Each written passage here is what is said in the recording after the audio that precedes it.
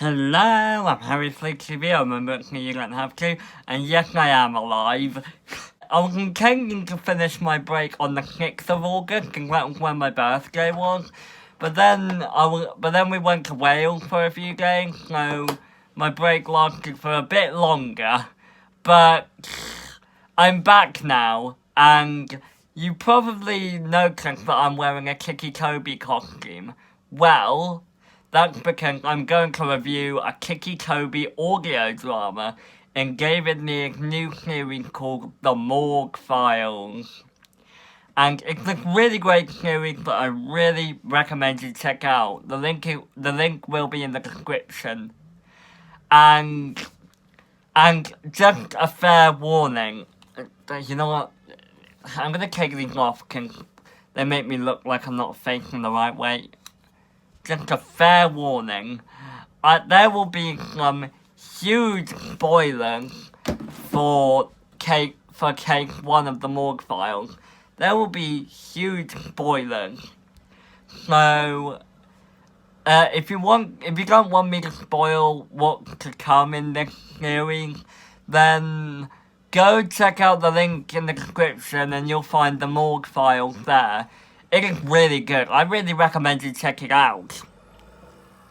Now the story is actually narrated by Toby because he's in a therapy session, and that's a really great narrative to have Toby tell his side of the story to begin with. And that's a really good throwback to the therapy session videos or patient interview that David Lear has he has made in the past. And already it kicks off really, really dark and it's really good. So the story is kind of similar to the original Ticci Toby story by Castaway, but it is very different. And already, we're already in the flashback sequence where Toby is telling a story, and there's already a joke about the whole Toby eats waffles nonsense, which I absolutely loved. And it's not afraid to be dark.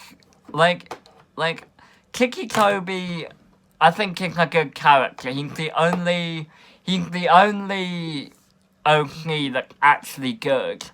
But Toby's story isn't exactly as scary as other creepypastas, which I find is a shame, but David Lear manages to make Toby really dark and brooding and scary, and I applaud him for that.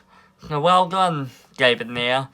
And it's basically, what I really love about it is that there is some character development with Lyra too, with the whole character, and even the gag has some character development.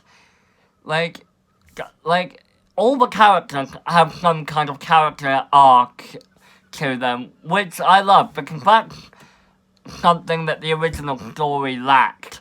Like, Toby has an arc, Lyra, I never knew how to pronounce her name, Lyra has an arc. Even the mom and the dad have an interesting story arc. And honestly, I really love that Toby, Toby was given a reason for killing his dad in the original story, but it goes more in depth in the Morgue Files. Because, I'm not going to give too much away, so, because the twist and what actually happened to Lyra is really good, and it's really cool, and it makes the dad a whole lot more unlikable. So, I think there were some pretty good scenes in it. The scenes with the Crawdon family, which, if you don't know, they are the closest thing Toby has to a family. The Crawdon family, I think, are really good characters, and Mr. Crawdon is really likeable, which is funny, because he's voiced by Nick Cortex, who voices freaking Dr. Ferguson in Needles and Smiles. How can you make someone who voices such scary characters voiced such a lovable character. Which reminds me, the ending was sad. Like, I know it's a creepypasta, so of course it'd be sad. I'm not very happy. But the ending was just really sad. I'm giving you a spoiler warning now. If you don't want me to ruin the ending, I suggest you go check the Morgue files out on David Neal's channel.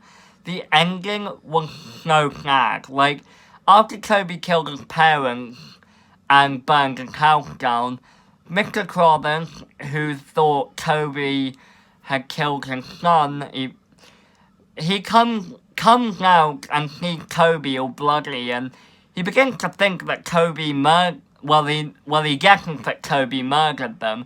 So he thinks that he killed Danny.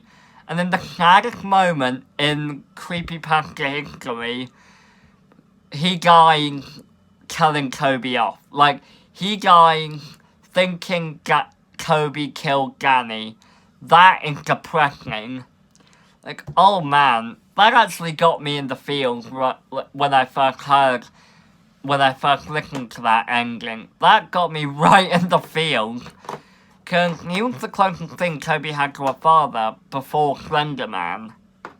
So it's really interesting to see how Slender Man will be around Toby, because I don't know if we'll ever see more of Toby and Slender Man in the Morgue files.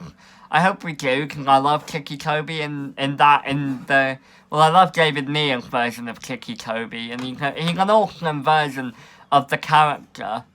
I give this audio drama maybe a 10 out of 10 or 9 out of 10.